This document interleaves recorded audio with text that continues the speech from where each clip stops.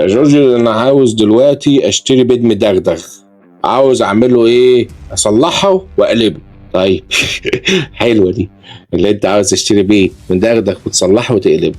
تعالى بقى افهمك الدنيا بتمشي ازاي. اول حاجه احنا بناخد هارد ماني لون، بناخد لون ده عباره عن ايه؟ فوايد وبس.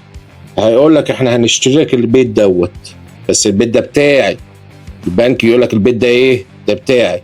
انت دلوقتي مسؤول عن تصليحه وكل حاجه في خلال 12 شهر. فبعد 12 شهر لازم يا اما تبيعه يا اما تعمل ريفاينانس، يا ده يا ده. بس غالبا انت عاوز تبيعه. ليه؟ ليتس سي احنا اشترينا، لقيت بيض متدغدغ ب 100,000، اشتريته وخدت من البنك ال 100,000. حلو قوي. انت هتصرف عليه 100 تانية، صرفت عليه 100 تانية، بقى البيت بكام؟ ب 200,000. انت اوريدي عارف ان في السوق البيت ده ب 400 او ب 300. فانت ايه اللي مخليك 12 شهر شغال وطلع على عينك عشان توضب البيت؟ عشان بعد ما تخلص تبيع.